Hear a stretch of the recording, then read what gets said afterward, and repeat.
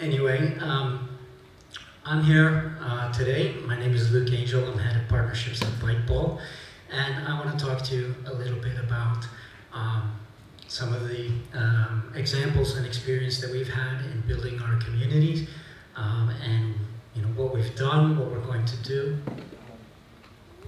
and how we are looking to build adoption for our platform going forward. So. First of all, let's start with the obvious question, which is, what is Byteball? Has anybody heard about Byteball before? Not yet. Okay. Okay. So Byteball is a distributed ledger protocol with our own native currency called Bytes. And unlike most other cryptocurrencies, Byteball does not use miners for proof of work or proof of stake. It does not have blocks, and it does not use the blockchain. So instead, Byteball links transactions by assigning the hashes of old transactions onto the new ones, which creates a structure called a directed acyclic graph, or DAG, which is basically like an ever-expanding lattice of connected transactions. So whereas a blockchain is kind of a single lane of transactions one after another, the DAG can expand rapidly in many different directions, which means that since there are no blocks, there's no block size issue, and there's no scalability issue. So we're able to process thousands of transactions per second, which means that we're able to help businesses that need high volume transactions and that can scale from day one. Also, because there's no miners, we don't pay any fees to the miners, which keeps transactions costs extremely low, and transactions are generally just a fraction of a penny. So that's kind of what Byteball is. Now a little bit about the background. Our founder, Tony Cherumov, was introduced to Bitcoin back in 2014, and he fell in love with the technology and the ideology of the blockchain. And as any good engineer, he dug into it so that he could kind of decompile it, and as he was doing so, he saw that there were a few deficiencies in the way blockchain worked, and he wanted to improve upon them. So he got to work and designed a new technology to take blockchain a step further. And so with no small amount of irony, he launched Byteball on Christmas Day in 2016. And in the 2 years since, he's been busily adding all of the functionality of the white paper to include all of these items up on the screen, as well as a smart contracts platform, which is written in human readable language, so you don't need to be a coder to use the smart contract platform on Byteball. And we have an integrated ICO platform as well, so that projects that are launching their technology on our platform can also issue their own tokens and raise money through the platform as well. So while he was obviously very busy building all this functionality, which was certainly difficult, it was the easier part, because the harder part obviously is getting adoption, getting usage of new technology in a new platform. So in the early days of the Byteball project, we were known for doing airdrops, as well as for producing some pretty cool technology. So as I said, Tony, he loved the ideology of the blockchain, and certainly the altruistic element of it, and the idea of creating more social equality, redistribution of wealth, etc. So he took the sort of most altruistic path forward and decided that the cryptocurrency that he created, he would just airdrop it out to people in the community as a way to engage them, to tell people about Byteball, and to drive adoption of the platform. So in the early days, what we basically started to do was to give people that were holding Bitcoin airdrops of of Byteball. So if they connected their Bitcoin wallets to our platform, they would receive, every full moon, they would receive an airdrop of GBytes. Now, at the time, this was, very good because we were targeting an audience of early adopters and people that loved the crypto space, and then were innovators and early thinkers in the whole space. So the idea was, well, if they know about Byteball, they'll start to develop on it and lead the adoption. So it was effective at first, and we found this right audience, and they were happy to get their free money, as most people are.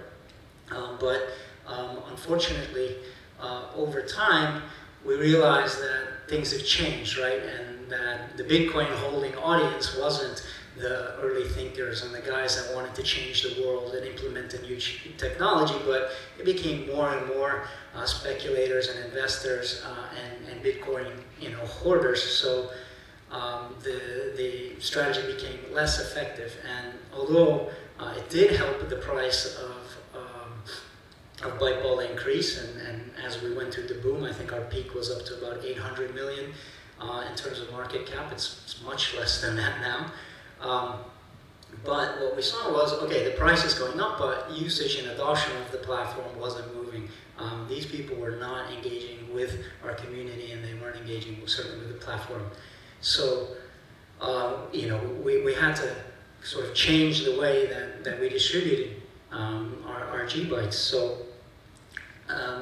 we decided, okay, the airdrops need to stop. So at the beginning of this year, I guess it was in March, we changed the policy. So the people that were anxiously waiting every full moon to get a new airdrop of GByte, they got pretty upset that suddenly they weren't getting any more free money.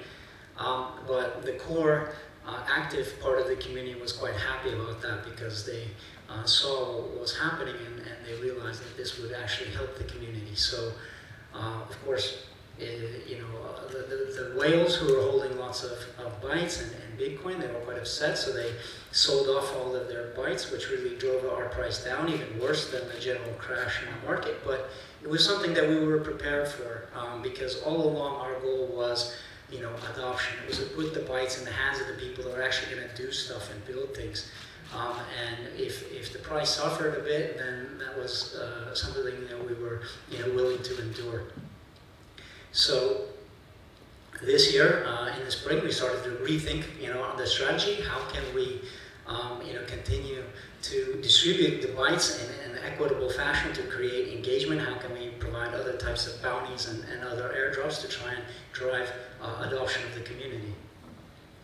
So why? Why? Because I think we're all familiar with this sad picture and the current status of the crypto market. And I think there are lots of different reasons for the predicament that we're in, but I think one of the biggest ones is that there just aren't enough use cases for crypto and for other blockchain projects. And I think that's a pretty valid one. With a few, nice examples aside, there just aren't enough. There's not enough real value being created for the world at large for them to really understand why things should be valued the way they are, and the market just driven by speculation. So I think we can agree it's time for the projects to move on beyond its early adopters and find this audience that can drive it forward. We've already seen that it's definitely not the Wang Moon speculators. And that we have to find people who have a bigger interest in developing the project. So we have to, deliver real projects and stop talking about, what's possible. So we need to go back to basics, kind of as we did back in 2016. Find that committed community of users who is willing to put in the time, to put in the effort, to dedicate their knowledge and their passion to developing applications on our platform, or anyone for that matter. And the key to doing that is getting real applications that are built and launched.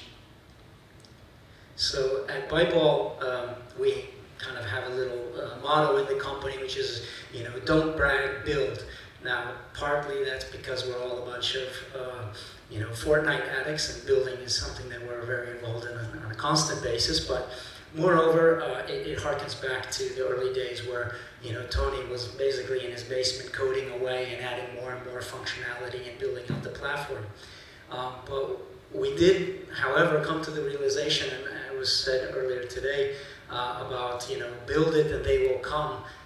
That doesn't work, right? We built some amazing technology. We had a lot of people say it was great, but without a coordinated set of actions and telling the community and the world at large what technology you have and why it's good and why it's going to help them, the best technology in the world is pretty useless. It's not going to do anything for everybody. So how do we find these great projects and what kind of actions we need to take? Well, we use the oldest methodology in the book, trial and error, which is the basis for really any good marketing strategy. Just the trick is you need to document it, measure it, and try and improve it. So there's definitely a method to our madness, and it really comes down to these three main pillars of our strategy.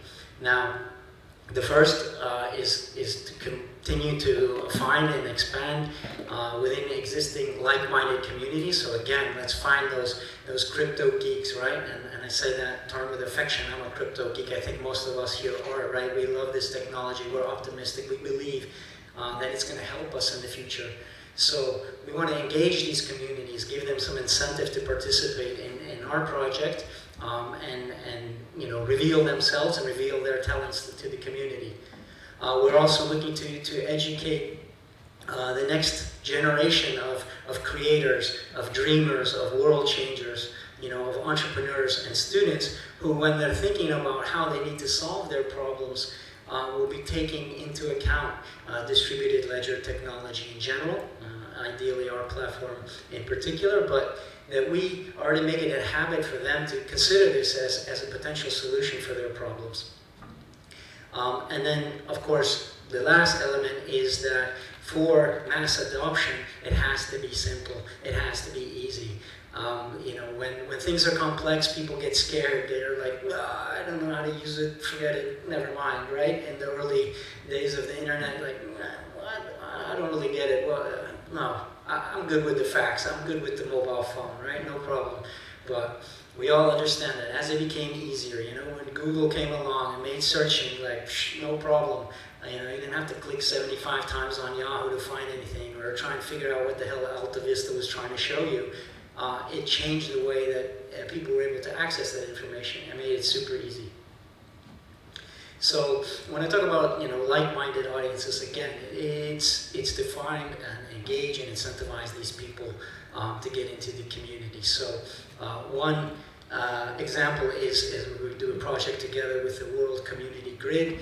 I don't know if you guys know what that is, but it's a philanthropic program started with mainly by IBM, which takes the idle processing power of computers around the world. You donate that processing power to them, and they use it to run very intensive research on big issues that affect the world, like poverty, like sustainability, healthcare, things like that. So as we believe that we can do all of this without miners and all of the energy that they use up and all of the effects that it has on the environment. Our users don't expend that energy. We would much rather have them use it to help the world. So in this way, we're trying to create really a win-win-win situation between the WCG, ByteBall, and solving the world's problems.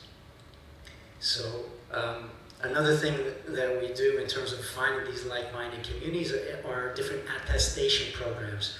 So what the idea behind this is for people to attest to their identity, or even a piece of their identity, of their real identity, and connect that with the crypto projects. And in this way, we're building bridges between the two worlds, between the crypto world that most people can't really see or get their head around, and the real world. And in this case, we have within our platform, within our native wallet, we have an integrated KYC feature so that we encourage our users to attest to their real identity. And when they do that, we refund them the cost of this service, plus we give them a bonus reward, which is actually locked in a smart contract for a year, so we encourage them to stay on the platform and to keep using it. And so far we have about 19,000, it's almost 20,000 now, so about enough to fill a small stadium. Another attestation program we've done with the like-minded community is with Steemit. I don't know, do you guys know the Steemit community? Probably, most of you do, yeah. Right? So this is a great community of creators, you know, incentivized by crypto, so they get it, right? They know what it's all about. And about a month ago, we launched an attestation program with them for all 1 million of their users. And so far, I think in about a month, we've had 70,000 of their users connect their Steem address with our online wallet. So what that means is that now they can exchange our tokens between themselves by using their Steemit addresses. So again, making it a little bit closer to home and more real. So while we're looking for this new wave of great thinkers to come up with all of these use cases, we're using several different mechanics to go out and stimulate that and to help find that. So we're using user-thons, and we have a grants program and other types of incentive programs for different parts of the entrepreneurial community. So a user-thon is basically like a hackathon, but generally it's for a lot bigger population, and it goes on quite a bit longer, like a month or 2 months. And as an example, the first user-thon we did was with a university down in Venezuela, with Simón Bolívar, and we combined the email attestation for the students with the user-thon. So we got 6,000 students to test their emails, download our wallets, and we distributed some of our currency to all of those people. Why? So that the teams that were participating in the user-thon would have a market to pitch their products to. So when they created something, people that would actually have crypto to use within those applications. And we were able to stimulate a really good amount of participation. So we had 35 teams produce a varied level of projects. Some were really amazing, some were not so much. But the good ones were pretty fantastic. And the one that won, one of the guys created an exchange of bytes to Bolivar, which was super important for them as the currency is devaluing on a minute-by-minute basis, and provided them a way to keep their savings in some sort of currency that didn't devalue so quickly. Yeah, I mean, even that's how bad it is in Venezuela. They think crypto is a stable type of currency, so that's a tough situation to be in. And one of the other projects that's currently being approved by the university there, and I just want to mention this because it's such a great example, it's exactly the kind of thing we're looking for, is that one group came up with a solution for a problem that's facing them in particular, which I would have never known about, and we probably wouldn't have ever known about. And that is that there's students in the university who've started their degree programs and they're part of the way through, but they can't continue because the inflation has wiped out their savings. So they had money saved for university, and now it's all gone, so they can't afford to continue. So what they did was they used our smart contract platform to create smart contracts whereby they would seek donations. People would donate the money, it would be locked up in a smart contract, and as they finished their exams and passed their exams and proved that they were studying and that they were getting good grades, then the money would be released from the smart contract directly to the university to pay their tuition for the next semester. So this is, I think, an amazing example of an actual application of smart contracts, conditional payments, and I probably couldn't have ever come up with it on my own if I had been asked to come up with it. Quick question. Does it use kind of like a stable coin mechanism? Because, I mean, obviously, the coin fluctuates in value over time. And so, if you wait between semesters, and you lock let's say, I don't know, Bitcoin, whatever, in a smart contract, it could be worth less by the time the guy needs to study.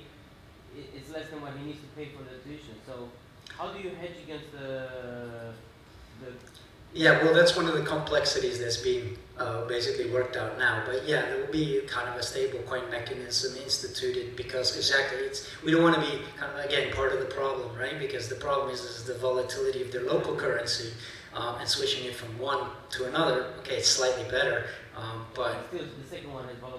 absolutely. So yes, that's part of the application. So that's why this one hasn't been launched yet. It's a little bit more complex to develop and also has to unfortunately involve the university getting involved, which is just always a bit of a bureaucratic process. There is a startup here, Remit. They're doing the stablecoin. We can talk to them. Yes, thank you. I did speak with them, so. But yeah, it's certainly, but as an application for a smart contract, I think it's a brilliant idea, and that's exactly what we're looking for. So we've also just launched a usathon on the heels of the Steemit attestation to encourage them to come up with use cases, as these are obviously very clever people, and we launched that last week. So far we've had 10 project proposals for submission, so we'll see how many that turns out and what ideas come out of that. Of course, like many crypto foundations, we also have a grant program. So if people come to us with projects outside of a usathon or outside of one of the other programs, we're certainly very open to supporting those projects if we see that they're going to provide real value for our community. So here we have a couple of IoT projects that have been launched because we're a very scalable application. IoT is certainly an area where we can support the development of different business models, and so we've had a number of people who have tried some of the other solutions out in the market without a lot of success, and have come back and asked us to help them develop the same type of applications. And the ByteBall.js program is basically a program to organize our JavaScript library so that it makes it really easy for developers to learn how to develop on the platform. We use JavaScript to develop everything, so no Solidity or any other complex languages. So again, trying to make it a bit simpler, a bit easier to use. And actually, one of the other grants is going to this tuition program to fund that while they're developing the stable coin and the other aspects of that project. One of our other programs aim for sort of the entrepreneurs in the bricks and mortar space, not just the techie and virtual entrepreneurs, is a merchant program to give them cash back if they accept Bytes as a means of payment in their bricks and mortar store. This one has been a little bit slow in adoption. We have a couple of stores in Korea and Japan, and one program in Milan, in Italy, that has about 100 merchants who are currently accepting payment in GByte for physical goods in their shops. This one, I would say, maybe a little bit on the error ledger of our trial and error program, as the number of transactions really hasn't been very significant, but I think that's also just a bit of timing. So we'll wait and see if this picks up, but so far this one hasn't really been a super amazing application. So again, we have to try different things and see how it works. So the last pillar that I spoke about was obviously making things easy, making the interface simple for people to use, and making it easy for them to get into the world of crypto, because I think a lot of people have a lot of hesitation. We've all set up our crypto wallets and had to click on 75 different disclaimers that all our money was going to be stolen if we set this up and everything else. And it's a bit of a scary process. So if you're not well versed in the technology in the community, then it can be quite daunting. So we're trying to make it a lot easier, and so we've borrowed from some of the other great ecosystem builders like our buddy Steve Jobs. We created an application store that's part of our native wallet, so when you download the wallet you can click on the chat button and see what applications are already active on the platform, so you can scroll through them, you can browse them. We have integrated ICO platforms, so for the companies that launch their ICOs on our platform, their ICO bots appear in this application list, so it's quite easy to invest in these and to access that information. We also created a very easy to use sort of chatbot interface. So it's basically using the wallet is a lot like using instant messenger. You just use a kind of conversational approach to interaction with the applications. And that's the interface for our wallet there is quite simple, not too scary. And, so let me go back. And one of the other things that we added was a username, so that you can set up a username instead of a wallet address. So you can send me money at Luke Angel instead of sending it to, UEN4Z, whatever. So again, making it simple, not scary, and a lot more relatable to the way people do things in real life. Now, one of the cool things also that we have on our platform that I don't think I've seen anywhere else is what we call text coins. Now, obviously, email is the killer application of the internet, right? So everybody uses it, all the time. Maybe not so much now with instant messaging, but certainly it was. And so we thought, wouldn't it be really cool if you could just email people crypto? And with Byteball, you're able to do that. So with our wallet, you're able to create a link that you can then copy and paste into any email or any instant messenger, whether it's Telegram or Skype or WhatsApp or WeChat or whatever, and send some tokens to whoever you'd like. Now, that person can have a wallet or might not even have a wallet yet. So in that case, they receive the message, they click on the link, they're prompted to download the wallet, they download it, and then they receive the coins. So this is another way that we're trying to get more and more of the community that's not into crypto yet into the crypto space. So everyone's been, hey, send me that link. Yeah, you send the link, you click on it, you watch the video, you watch the, read the article or whatever. Same thing here. Oh, crypto? Hey, you want some crypto? Bang. There you go. I'll send you a link. You can download some crypto. So this is actually a great marketing tool for people doing ICOs as well. And if you guys would like to see how it works, come talk to me afterwards, and I'll email you or telegram you a few bytes. So I know I've thrown kind of a lot of things at you here, so if I could just distill it down to kind of 3 key takeaways about what we've learned about building our community that potentially you guys can implement building your own. First of all, that just giving away money is not enough, right? People love free money until it runs out, right? It runs out, their incentive's gone, they're gone. So you have to find your audience. You have to find the right audience, the people that care about what it is you're doing, right? You have to prove that what your product can do or your platform can do or your protocol can create value for them. It always comes back to one thing. What's in it for me, right? Or what's in it for them? And if they can't see the value you're creating and how you solve their problems, then they're going to keep looking. But if you do, then they're going to stay. And then the last thing is obviously keep it simple. Don't make them think. Don't make it too hard.